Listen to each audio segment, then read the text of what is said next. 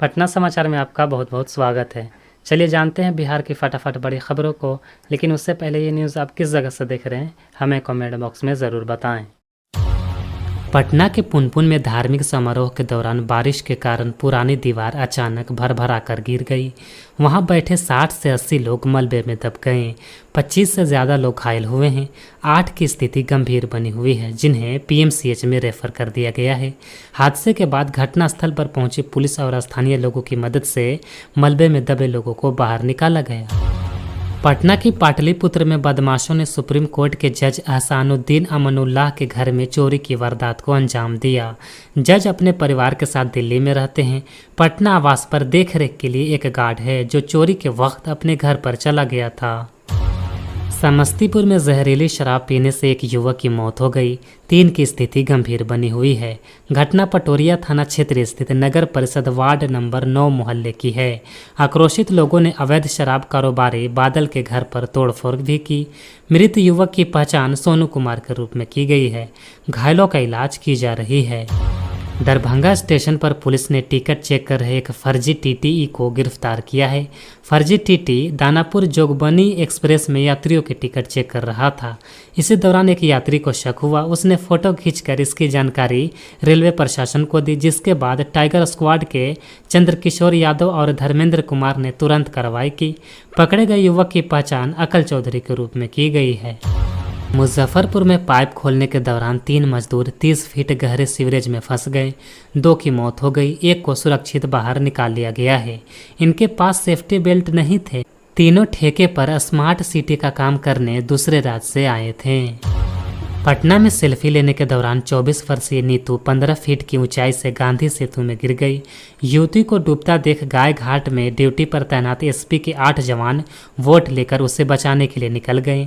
रस्सी लेकर एक जवान नदी में कूदा और उसका रेस्क्यू किया। जवानों ने उसे अस्पताल में भर्ती कराया है। लड़की नालंदा की रहने वाली है। पूर्णिया में गंगा में आईटीबीपी के जवान की कैंप से 2 किलोमीटर दूर संदिग्ध स्थिति में शव मिला है। शव को झाड़ियों में फेंका गया था। मृत जवान की पहचान मणिपुर के रहने वाले एम जैकब के रूप में हुई है। कटिहार में उनकी पोस्टिंग थी। वैशाली में गंगा नदी में नाव पलटने से 2 लोग डूब गए। नाव पर सवार 3 लोगों ने किसी तरह अपनी जान बचाई। सभी हाजीपुर के कसरिया पंचायत के रहने वाले थे। नाव पर कच्ची दरगाह बेदूपुर के बीच बन रहे 6 लेन पुल के पाया नंबर 55 से टकरा गई थी। सहरसा में जमीन विवाद को लेकर बदमाशों ने चेहलुम मेला देखकर लौट रहे एक परिवार पर फायरिंग कर दी। गोलीबारी में 3 बच्चों को गोली लगी है। सभी की हालत गंभीर है। घायलों की पहचान मोहम्मद हुसैन, मुस्कान खातून और साहिबा के रूप में की गई है। भागलपुर, मुंगेर और वैशाली में गंगा का जलस्तर एक बार फिर बढ़ गया है। बेगूसराय के दयारा में बनी सड़क बाढ़ के कारण क्षतिग्रस्त हो गया। नालंदा में जरायन नदी पर बना तटबंध टूटने से 1000 बीघा जमीन पानी में डूब गई। बिहार में मानसून की स्थिति सामान्य बनी हुई है। कई जिलों में हल्की बारिश हुई। वहीं मौसम विभाग की ओर से जारी पूर्वानुमान के अनुसार 29 अगस्त से लेकर सितंबर के पहले हफ्ते तक किसी भी जिले में मूसलाधार बारिश होने की संभावना नहीं है। मौसम विभाग ने गुरुवार को किसी भी जिले में बारिश होने की संभावनाएं नहीं जताई है। बिहार में डेंगू के मामले तेजी से बढ़ रहे हैं। पिछले 24 घंटों में पटना में ही 18 नए मरीज मिले हैं। पूरे राज्य में ये आंकड़े 26 तक पहुंच गया है। पटना के कंकड़बाग, पाटलिपुत्र और बांकीपुर जैसे इलाकों में डेंगू के मामले सबसे ज़्यादा सामने आए हैं। बिहार के बगहा और मधुबनी जिलों में झाड़ फूंक के नाम पर धर्म परिवर्तन का मामला सामने आया है। आरोप है कि बिना प्रशासनिक अनुमति के सभाएं आयोजित की जा रही है और इसमें हजारों लोग शामिल हो रहे हैं। स्थानीय लोग और जनप्रतिनिधि इस पर चिंतित हैं और प्रशासन से कार्रवाई की मांग कर रहे हैं। इन सभाओं में पानी, तेल और झांक फूंक के नाम पर लोगों को धर्म परिवर्तन के लिए प्रेरित की जा रहा है। बिहार सरकार ने सरकारी स्कूलों में निरीक्षण में लापरवाही करने वाले अधिकारियों पर कार्रवाई करने का फैसला लिया है। शिक्षा विभाग ने सभी जिलाधिकारियों को पत्र लिखकर स्कूलों की नियमित जांच करने और कमियों को दूर करने के लिए निर्देश दिए हैं। विभाग का मानना है कि निरीक्षण करने वाले अधिकारियों की जिम्मेदारी है कि वे स्कूलों की स्थिति में सुधार लाएं। अगर कोई अधिकारी लापरवाही करता पाया जाता है तो उसके खिलाफ कार्रवाई की जाएगी। 6 जून से 8000 अधिकारी कर्मी राज्य के सभी स्कूलों का निरीक्षण कर रहे हैं और उनकी रिपोर्ट की भी जांच की जा रही है। बिहार के अररिया जिले में एक युवक के शर्मगाह में मिर्च पाउडर डालने का वीडियो सामने आने के बाद से हंगामा मचा हुआ है। अब राज्य के नेता प्रतिपक्ष तेजस्वी यादव ने भयानक कृत्य का वीडियो शेयर कर विरोधियों को निशाने पर लिया है। अपने एक्स हैंडल पर इसका वीडियो शेयर करते हुए इसे बिहार में तालिबान राज का नाम दिया। उन्होंने आगे लिखा कि बीजेपी एनडीए बिहार में सत्ता में मौज से है, इसलिए जातिवादी गोदी मीडिया मौन है। हम और हमारा दल दलितों, पिछड़ों और अल्पसंख्यकों के हक और हिस्सेदारी की बात करते हैं, इसलिए जातिवादियों को हमारा शासन हमेशा जंगल राज नजर आता है। इधर अपर पुलिस महानिदेशक जितेंद्र सिंह ने कहा है कि आरोपियों के खिलाफ सख्त कार्रवाई की जाएगी। बिहार पुलिस को उपद्रव और पत्थरबाजी से निपटने के लिए एडवांस फुल बॉडी प्रोटेक्टर से लैस कर दिया गया है। इस सुरक्षा कवच को पहनने के बाद पुलिसकर्मी 360 डिग्री से होने वाली पत्थरबाजी में सुरक्षित रहेंगे। इसमें छाती के लिए प्रोटेक्टर, कंधे के पैड, ऊपरी भुजा गार्ड, कोहनी गार्ड, ग्रोइन और शीन गार्ड आदि होंगे। इस सुरक्षा कवच का वजन करीब 6 किलोग्राम है। बिहार में पहली बार पुलिसकर्मियों को एडवांस फुल बॉडी प्रोटेक्टर मिला है। इसका पहली बार जम्मू कश्मीर में पत्थरबाजों से निपटने के लिए वहां की पैरामिलिट्री और अन्य फोर्स करती थी। इसे रबर, फाइबर समेत अन्य मटेरियल से बनाया गया है। बिहार सरकार ने पटना समेत 3 जिलों में 10 लाख रुपए से अधिक की लागत वाले घरों के निर्माण पर 1% सेस लगाने का फैसला किया है। इस फैसले के पीछे GIS मैपिंग का इस्तेमाल का निर्माण कार्यों की पहचान करना है। श्रम संसाधन मंत्री संतोष कुमार सिंह ने इस बारे में जानकारी देते हुए बताया कि यह फैसला पटना, गया और मुजफ्फरपुर में लागू किया गया है। बिहार में नीतीश कुमार की सरकार ने महिलाओं की सुरक्षित यात्रा सुनिश्चित करने के लिए इमरजेंसी हेल्पलाइन नंबर 112 पर सुरक्षित सफ़र सुविधा नामक एक पहल शुरू की है। अगर महिलाएं यात्रा के दौरान किसी खतरे या असुरक्षा का अनुभव करती हैं तो वे इस नंबर पर कॉल कर पुलिस से सहायता मांग सकती हैं। पुलिस उनकी सुरक्षित यात्रा सुनिश्चित करेगी। यह सेवा केंद्र सरकार के निर्भया फंड से संचालित होती है, जो महिलाओं और बच्चों की सुरक्षा के लिए कई तरह के मदद विकल्प प्रदान करता है। NIA ने बिहार के बेगूसराय जिले में नक्सली बिहारी पासवान के ठिकानों पर छापेमारी की है। पासवान दक्षिणी भारत के नक्सलियों से जुड़ा हुआ है। NIA की टीम ने छापेमारी के दौरान बिहारी पासवान, उसकी पत्नी और बच्चों को हिरासत में ले लिया है। मोकामा के चर्चित पूर्व विधायक अनंत सिंह ने राजनीति में वापसी के सवाल पर कहा कि अभी उनका मूड नहीं है, लेकिन जनता जो कहेगी वो करेंगे। अनंत सिंह से 2025 का विधानसभा चुनाव लड़ने पर सवाल पूछा गया था। अनंत सिंह 3 बार JDU, 1 बार निर्दलीय और आखिरी बार RJD से विधायक बने थे। कोलकाता में प्रदर्शन पर ममता बोली, ये बांग्लादेश नहीं है, मोदी की कुर्सी हिला कर रख देंगे। मुख्यमंत्री ममता बनर्जी ने कोलकाता के आर्जिकल अस्पताल में ट्रेनी डॉक्टर के साथ घटना के खिलाफ कोलकाता में चल रहे विरोध प्रदर्शनों पर विपक्ष को चेतावनी दी है। वहीं बीजेपी ने कहा कि पश्चिम बंगाल में पीड़िता के साथ न्याय का विषय चुनाव का विषय नहीं है। ममता बनर्जी ने तृणमूल कांग्रेस के छात्र संगठन छात्र परिषद के एक सम्मेलन में कहा, कुछ लोग सोच रहे हैं कि ये बांग्लादेश है। मैं बांग्लादेश को प्यार करती हूँ। वो लोग हमारी तरह का भाषा बोलते हैं। उनकी और हमारी संस्कृति एक जैसी है, लेकिन बांग्लादेश अलग है और भारत अलग है।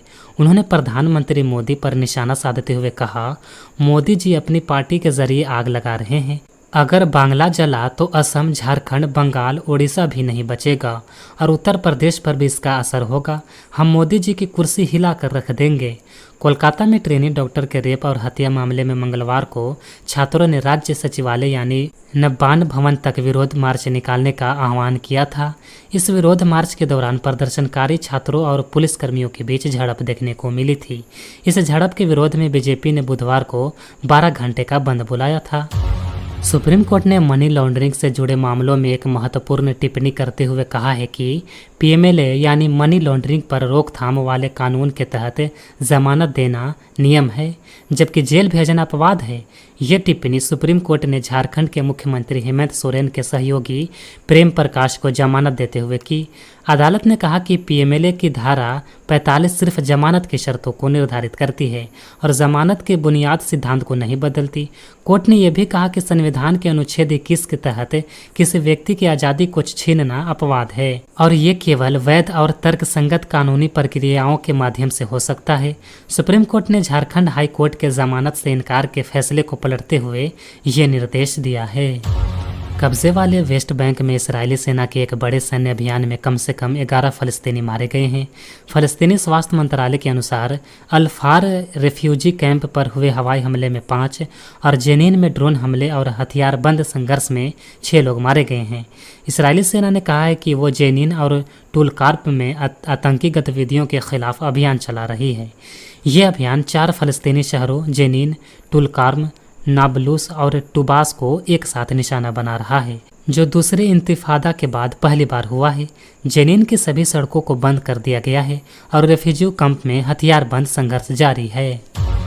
अपने दादा के अंतिम संस्कार में गए पोता समेत 2 बच्चों की गंगा नदी में डूबने से बुधवार को मौत हो गई। दोनों बच्चों की उम्र 12 से 16 साल के बीच थी। दादा के अंतिम संस्कार के बाद पोता अपने अन्य बच्चे के साथ नदी में नहाने के लिए उतर गया, तभी गहरे पानी में जाकर डूबने से दोनों की मौत हो गई। ये घटना भागलपुर जिले के महादेव घाट पर हुआ। पशु एवं मत्स्य संसाधन विभाग की मंत्री रेणु देवी ने कहा है कि 2025 में विधानसभा चुनाव के पहले मत्स्य पालकों का इनकम डबल होगा। उन्होंने कहा कि देश के प्रधानमंत्री और बिहार के मुख्यमंत्री नीतीश कुमार ने मछली को कृषि के रूप में माना है। उनकी सोच ये है कि मछली पालकों को ज़्यादा से ज़्यादा सुविधा मुहैया कराकर उनकी इनकम को डबल किया जाए। इससे देश के किसानों में खुशहाली आएगी। बक्सर के दलसार नगर में पुराने विवाद में हाईवे पर चलती पिकअप पर बाइक सवारों ने गोली चला दी, जिसमें पिकअप चालक बाल बाल बच गया। वहीं इस दौरान गोली चलाने वालों को भागते समय पिकअप चालक ने टक्कर मार दी।